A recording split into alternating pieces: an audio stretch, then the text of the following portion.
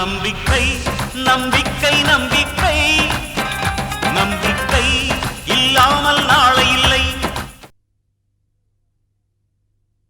எங்க மம்மி பேச்ச கேட்டு மாமாவை நான் ரொம்ப கொடுமைப்படுத்திட்டு அந்த காயம் மாமா மனசுல ஆழமா பதிஞ்சிருக்கு.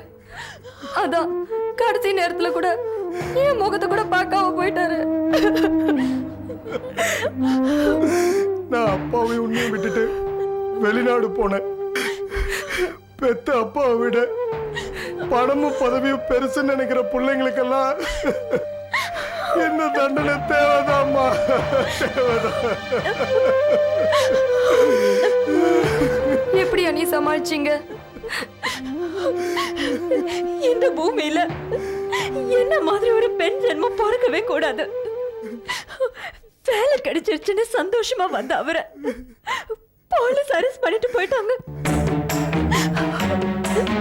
அண்ணனை அரெஸ்ட் பண்ணிட்டாங்களா? எதுக்கு அண்ணி? பழைய பிசினஸ் விவகாரம். கொடுத்த பணம் திரும்ப வரலன்னு ஜெயினோட மக அத்தை கிட்ட போய் கேட்க அத்தை இவர்தான் பொறுப்புன்னு கை விட்டுட்டாங்க. அவங்கெல்லாம் ஒரு மனுஷியா? அவங்கள அம்மா சொல்லவே அவமானமா இருக்கு. அவர் அரெஸ்ட் பண்ணிட்டாங்கங்கிற அந்த செய்திய சொல்ல உங்களை நான் தேடி வந்தேன். வீடு போட்டு இருந்துச்சு. இதுக்கு நடுவுல நான் ஆட்டோல அடிபட்டு ஹாஸ்பிட்டல்ல சேர்க்கப்பட்டேன். அப்பதான் 6 படை வீடுகளுக்கு போன நம்ம அப்பா திரும்பி வந்திருக்காரு. எனக்கு வந்த எமனை தான் பக்கம் திருப்பிக்கிட்டாரு போல இருக்கு. ஆனாதன்னு நினைச்சு அவர் உடம்ப மோச்சரிக்கு கொண்டு போற நேரத்துலதான் என்ன பாவி அவரை பார்த்தேன்.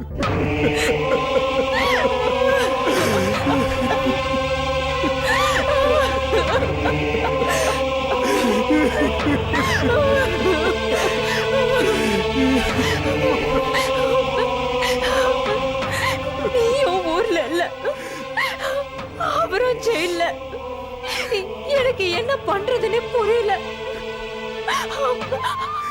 அப்பதான் நான் அத்தையை தேடி போனேன். செய்த பாவம் சும்மா விடாது ஜெயந்தி. ஒன்னும் தெரியாத வசந்த விஷமாக்குனாரு. என் சொத்து மேல ஆசைப்பட்டு என் பொண்ணையை எங்கிட்ட பிரிக்க நினைச்சவராச்சு உங்க அப்பா. இறந்து போனவங்க தெய்வத்துக்கு சமம்னு சொல்லுவாங்க. அவரை போய் இப்படிலாம் பேசுறீங்களே. பிறந்தவன் எல்லாரும் தான் போறா, அதுக்காக எல்லாரும் தெய்வம் ஆயிட முடியுமா? எங்கிட்ட வேலை செய்யறவங்க செத்துட்டா ஒரு 2000 ரூபாய் தருவேன். அதை கூட ராமையாவுக்கு தர எனக்கு மனசு வரல. எத்தனையோ அனாதை போனோம், அதுல இதுவும் ஒண்ணு. போ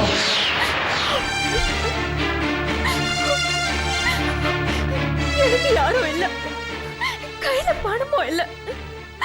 அப்பாவுக்கு கடைசி மரியாதை செஞ்சாகணும். அம்மாவை எழுந்த நம்ம 2 பேரையும் வளர்த்து ஆளாக்கி கறி ஏத்தன அந்த நல்ல மனுஷன் நான் இல்லாம போலாமா? என்ன கொடுமை இது.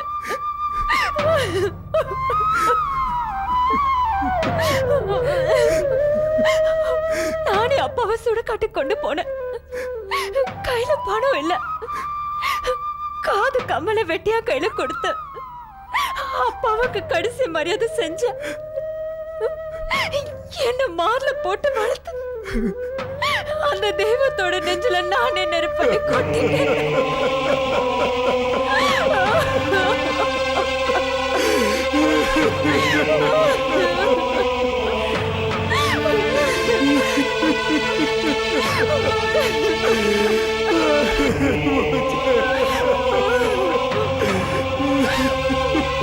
கடைசி அவர் முகத்தை பார்க்கறது கூட எனக்கு கொடுத்து வைக்கலையம்மா. இப்படி விபத்துல மாமா சாவார்னு யாருமே எதிர்பார்க்கல அண்ணி. எனக்கு எல்லாரும் இருந்தோம், யாரும் இல்லாத மாதிரி அனாதையா நிக்கிறேனே. அப்படிலாம் சொல்லாதீங்க அண்ணி. நாங்கெல்லாம் இல்லையா உங்களுக்கு? மாமாவை இழந்தது நம்ம எல்லாருக்குமே பெரிய அதிர்ச்சி தான். அதுக்காக நீங்க மனசு உடைஞ்சு போயிடக்கூடாது. அமஞ்சேத்தி, அப்பா ஸ்தானத்துல இருந்து இனிமே உனக்கு எந்த குறையும் வராம நான் உன்னை பத்திரமா பாத்துக்கிறேன்.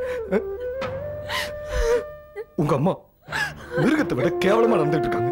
சீ. விடுங்க, அவங்கள பத்தி இப்ப எதுக்கு பேசிக்கிட்டு? நாம முதல்ல அன்னைக்கு ஆறுதல் சொல்ல தான் வந்திருக்கோம். அண்ணி, அண்ணனை பார்த்து இந்த விஷயத்த சொல்லிட்டீங்களா? சொல்லிட்டு அவரு என் பக்கத்துல இருந்திருந்தா எனக்கு எந்த கஷ்டமும் இல்லையே. ராமையா ராமையான்னு அழகா கூப்பிடுவாரு. அவர் மேல உயிரே வச்சிருந்தாரு. என்னைக்கு அப்பா அவரை விட்டுட்டு வந்தாரோ அன்னைக்கு அவருக்கு கஷ்ட காலம் ஆரம்பிச்சிருச்சு.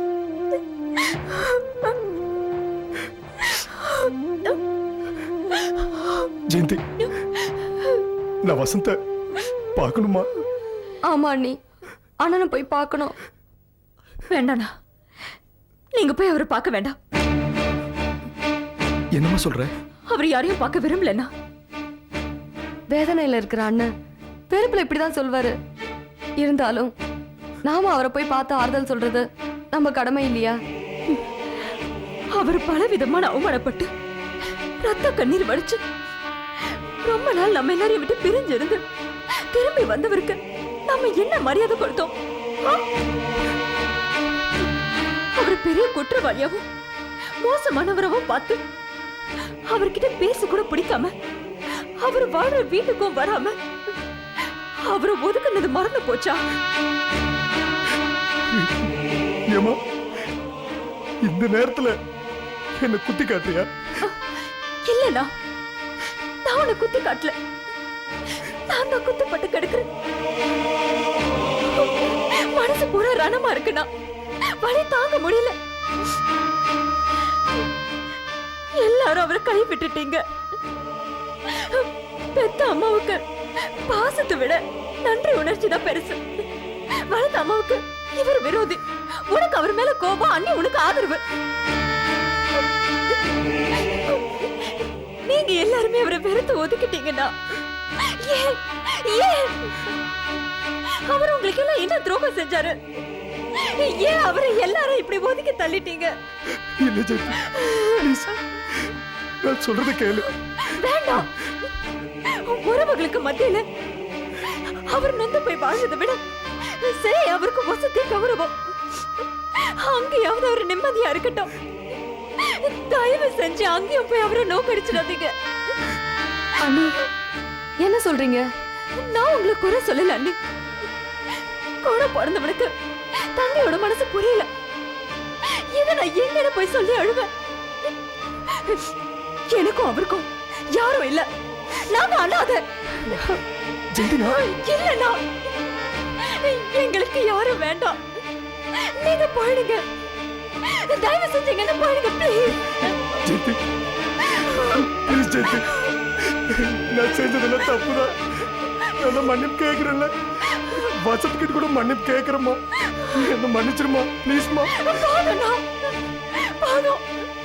பட்டதெல்லாம் போதும். இனிமே கஷ்டத்தை தாங்கிக்க என் மனசுல சக்தி இல்லைன்னா எங்களுக்கு யாரும் வேண்டாம். நீ வேண்டாம், அண்ணி வேண்டாம், அத்தை வேண்டாம், யாரும் வேண்டாம். போயிடுங்க. எங்களை விட்டுருங்க please. போயிடுங்க எல்லாரும். ஜெயந்தி,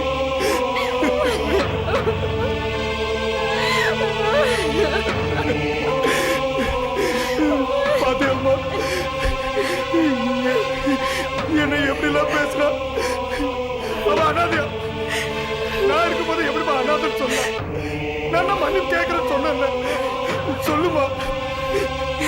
இல்லைங்க, அவங்க இப்ப வேதனையில் இருக்கிறதுனால தான் அப்படி பேசினாங்க. அதை தவிர அவங்களுக்கு உங்க மேல எந்த கோபமும் இல்ல. அவங்க யாருங்க? உங்க தங்கச்சி. வாங்க, நாம இப்ப அவங்க கிட்ட எதுவும் பேச வேண்டாம். அப்புறமா வரலாம். வாங்க. இல்ல, நீங்க வாங்க.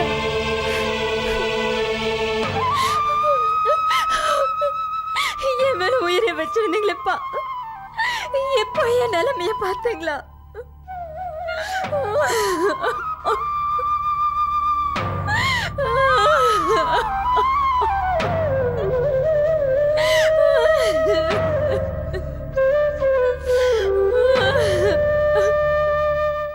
சரி, அப்புறம் நான் ஃபோன் பண்றேன். இப்போ கொஞ்சம் அர்ஜென்ட்டா வெளியில போயிட்டு இருக்கேன். ஓகே,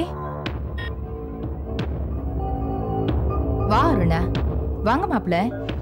ஊருக்கு போயிருந்ததா கேள்விப்பட்டேன். எப்போ வந்தீங்க? ஏன் அருணா, பெத்த அம்மா நான் இருக்கேன், என்கிட்ட ஒரு வார்த்தை கூட சொல்லாம போயிட்டு வந்துட்டல்ல? பெத்த அப்பாவுக்கு கொல்லி போட முடியாத பாவியா வந்து நின்னுட்டு இருக்கேன். நீங்க யாராவது ஜெயந்திக்கு உதவி செய்ய முன் வந்திருந்தீங்கன்னா நாங்க எங்க இருக்கோம்னு ஜெயந்தி தேடி கண்டுபிடிச்சிருப்பாள்ல. பாவம் ஜெயந்தி, அவ புருஷனை தேடி ஜெயிலுக்கு போக முடியல, அப்பா காரியத்தையும் கவனிக்க முடியல. எங்க தேடுறதுன்னு அவ தெரியாம தவிச்சு போயிருக்கா. இது எல்லாம் நடந்தது காரணம் நீங்க தான். நான் காரணமா? புள்ள கையால கொல்லி வைக்க முடியாத அளவுக்கு உங்க அப்பா போயிருக்காருன்னா அதுக்கு காரணம் உங்க அப்பா செஞ்ச பாவம் தான் மாப்பிள்ள. எங்க அப்பா எந்த பாவமும் பண்ணல, நீங்க தான் பாவத்துக்கு மேல பாவமா பண்ணிட்டு இருக்கீங்க. கொஞ்ச நாள் முன்னாடி கூட லைப்ரரி கட்டுறதுக்காக 2 லட்சம் ரூபாய் டொனேஷன் கொடுத்துருக்கேன். என்ன போய் பாவம் பண்றேன்னு சொல்றீங்களா மாப்பிள்ள? பெத்த தாய் தகப்பன அனாத மாதிரி முதியோர் இல்லத்துல விட்டுட்டு சில பேர் வெட்டி பந்தாக்காக டொனேஷன் எல்லாம் கொடுப்பாங்களே, அந்த மாதிரி தான் நீங்க. எங்க அப்பா யாரு? உங்க சம்மந்தி. நானும் வசந்த ஊர்ல இருந்திருந்தா உங்களை யாரும் எதிர்பார்த்திருக்க மாட்டாங்க. என் தங்கச்சி மனசு வந்து இங்க வந்திருக்கா, அவளை போய் அவமானப்படுத்தி அமைச்சிருக்கீங்க அப்படின்னு ஜெயந்தி உங்ககிட்ட சொன்னாளா? நீங்க அந்த நேரத்துல ஒரு மாமியாரா நடந்திருக்க வேணாம், அட்லீஸ்ட் ஒரு மனுஷன் நடந்திருக்கலாம்ல. ஏன் மம்மி இப்படி நடந்துக்கிறீங்க? உங்களுக்கு கொஞ்சம் கூட மனசாட்சியே கிடையாதா? அண்ணி இப்படி தவிக்க விட்டுட்டீங்களே. ஆசைய வளர்த்த உடனே எங்கிட்ட இருந்து பிரிச்சு கூட்டிட்டு போனது அவங்க தானம்மா. உண்மையிலே நான் தான் தவிச்சு போய் நிக்கிறேன். ராமையா விதி முடிஞ்சு போயிடுச்சு, அதுக்காக எல்லார் மேலேயும் கோவப்பட்டு என்ன பிரயோஜனம்? அத்த, இந்த நிமிஷம் வரைக்கும் நான் உங்களை மதிச்சிட்டு இருக்கேன். என்ன அனாவசியமா கோவப்பட வச்சிடாதீங்க. நீங்க என்ன மதிக்கிறீங்கன்னா அதுக்கு காரணம் என்கிட்ட இருக்க சொத்து தான் மாப்பிள்ள. கப்பல் மாதிரி வீடு வச்சிருக்கேன். கம்பெனி என் கையை விட்டு போனாலும் கடைசியா வந்த செட்டில்மெண்ட் பணம் 30-40 லட்சம் என் கையில இருக்கு. இதெல்லாம் இல்லன்னா நீங்க என்ன மதிப்பீங்களா? மம்மி சும்மா பேசாதீங்க. என் புருஷன் பணத்துக்காக உங்களை தேடி வரல. அண்ணியோட விஷயத்துல நியாயம் கேட்கதான் நாங்க இங்க வந்தோம். ச்சே, எங்க இந்த வீட்டுல நம்ம ஒரு நிமிஷம் கூட இங்க இருக்க வேண்டாம். வாங்க போலாம். போடி, நீதான் அப்பவே வீட்டை விட்டு போயிட்டியே, போ. இந்த உலகத்துல எனக்கு பணம் தான் முக்கியம். நீங்க யாருக்கு என்னை விட்டுட்டு போனாலும் கவலை இல்ல. இத பாரு, நீங்க எல்லாருக்கும் என்னை விட்டு போயிடுங்க. யாராலையும் ஒண்ணு என்ன அசைக்க முடியாது. ஆமா, போ போ போ. என்ன பாக்குறீங்க? வாங்க போலாம். வாங்க.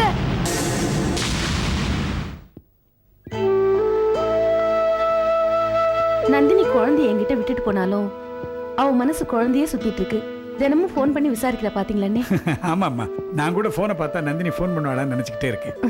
Good morning sir. வாங்க ஜெயராமன், வாங்க. அம்மா, என்ன விஷயமா என்ன பார்க்க ஒன்றும் இல்லை சார், இந்த வந்தீங்க? செக்கில் கையெழுத்து போட வேண்டியது இருக்கு. ஓ, இந்த 3 செக்கில் போடணும் சார். ஓகே. இன்னைக்கு வேற நீங்க கம்பெனிக்கு வர மாட்டேன்னு சொன்னீங்க, அதனால நானே வீட்டுக்கு வந்துட்டேன் சார். நானே மறந்துட்டேன். நந்தினி வந்துட்டா இந்த வேலை கூட எனக்கு இருக்காதுன்னு நினைக்கிறேன். சார் மேடம் எப்போ சார் வருவாங்க? சீக்கிரமே வந்துருவா ஜெயராமன். சார் இன்னைக்கு பிசினஸ் இண்டஸ்ட்ரியில் மேடமோட பேர் கொடி கட்டி பறக்குது சார். அப்படியே? அது மட்டும் இல்லை சார், ஃபாரின் போயிட்டு வந்ததுக்கப்புறம் பிஸ்னஸ் நல்லா டெவலப் பண்ணுவாங்கன்னு இண்டஸ்ட்ரியல் வட்டாரத்தில் ஒரே பேச்சா இருக்குது சார். பாத்தியாமா விசாலம், நந்தினி எவ்வளோ இம்ப்ரூவ் ஆயிருக்கா பாத்தியா? நந்தினி ரொம்ப புத்திசாலி பொண்ணுமா. ஆமாம் சார், பதவி வைத்த 1 வருஷத்துக்கெல்லாம் போட்டி கம்பெனி இல்லாமல் ஆக்கிட்டாங்க. அப்படின்னா சிந்தாமணி கம்பெனி வாங்கினதுல இருந்து நந்தினிக்கு நல்ல பேர் கிடைச்சிருக்குன்னு சொல்லுங்க. ஆமாம் சார், இப்போ அந்த கம்பெனியை இல்லாமல் ஆக்கிட்டாங்க சார். மிஸ்டர் ஜெயின்ங்கிறவர் டெக்ஸ்டைல் யூனிட்டை வாங்குறதுக்காக 10 லட்சம் ரூபாய் பணம் கொடுத்தாங்க சார். அந்த கம்பெனி என்கிட்ட ஒப்படைக்கல, 10 லட்சம் ரூபாய் பணத்தையும் திருப்பி தரலன்னு ஜெயினோட மகன் கௌதம் போலீஸில் கம்ப்ளைண்ட் பண்ணியிருக்காரு சார். அப்படியா? Very interesting. அப்ப அந்த கம்ப்ளைண்ட் வச்சு சிந்தாமணி மேல ஆக்ஷன் எடுப்பாங்கல்ல? அந்த 10 லட்சம் ரூபாய் பணத்தையே வசந்த் சார் தான் கையெழுத்து போட்டு வாங்கியிருக்காரு சார். அதனால அவரை போலீஸில் அரெஸ்ட் பண்ணி வச்சிருக்காங்க சார். என்னது, வசந்த அரெஸ்ட் பண்ணிட்டாங்களா? இப்போ அவர் ஜெயிலியா இருக்கிறாரு? ஆமாம் சார், வசந்த் மனைவி பாவம் சார். அவரை வெளியே ஜாமீன் எடுக்கணும்னு எவ்வளோ முயற்சி பண்ணுறாங்க, முடியல சார். அண்ணே, என்ன கொடுமை இது? சிந்தாமணி செஞ்ச தப்புக்கு என் புள்ள என் ஜெயில இருக்கணும்? அது மட்டும் இல்லை சார், வசந்தோட மாமனார் ராமையா ஆக்சிடென்ட்ல இறந்துட்டாரு Oh சார். my God. அது கூட அவரால் வர முடியல சார். அவங்க மனைவி பாவம், எல்லா கர்ம காரியங்களும் அவங்க தான் பண்ணாங்க. அட பாவமே. ஜெயந்தியோட அப்பா ராமையா ரொம்ப நல்ல மனுஷன். அவர் யாருக்கும் எப்பவும் எந்த கெடுதலும் செஞ்சதில்லை. அவருக்கா இப்படிப்பட்ட ஒரு முடிவு? இந்த காலத்துல ரொம்ப நல்லவங்களா இருந்தாலும் கஷ்டத்தை தானே அனுபவிக்க வேண்டியதா இருக்கு. விசாலம் அது அவங்க கர்மா. சார் நான் கிளம்புறேன் சார். போயிட்டு வா. Thank you sir. அண்ணே, என் புள்ள வசந்த ஜெயில இருந்து கொண்டு வரதுக்கு நீங்க தானே என்ன உதவி பண்ணணும். என்னம்மா விசாலம் உதவி எதுன்னு சொல்லிக்கிட்டு வசந்த வெளியே கொண்டுறதுக்கு நான் ட்ரை பண்றேம்மா. அப்படி முடியலன்னா ஜெயின் மகனுக்கு கட்ட வேண்டிய பணத்தை நானே மொத்தமா கட்டிடுறேன். நீ எதுக்காம இதுக்கெல்லாம் கவலைப்படுற? செல்வம் குவியும் போது எல்லாத்தையுமே அனுபவிச்சுட்டு இப்ப கஷ்டம் வரும்போது வசந்த ஜெயில உட்கார வச்சுட்டாளே அந்த பாவி. சிந்தாமணி கிட்ட நிறைய பணம் இருக்குமா. இந்த கேஸ் முடியட்டோன்னு வெளியெடுக்காம பதுக்கி வச்சிருக்கிறா. போன வாரம் கூட ஹொசூர்ல ஒரு ஃபேக்டரியை விலை பேசியிருக்கிறா. இவ்ளோ பணம் வச்சிருந்தோம், வசந்த வெளியே கொண்டு வரணுங்கிற எண்ணமே இல்லையா அந்த சிந்தாமணிக்கு. சிந்தாமணிக்கு வசந்தை எப்படியாவது ஒழிச்சிடணும், அதுதானமா அவன் எண்ணம். கவலைப்படாத விசாலம், ஜெயில நேர போய் வசந்த பார்ப்போம். என்ன ஏதுன்னு விசாரிச்சு அவர் வெளியே கொண்டுறதுக்கு நான் ஏற்பாடு பண்றேம்மா. வா போலாம் வா.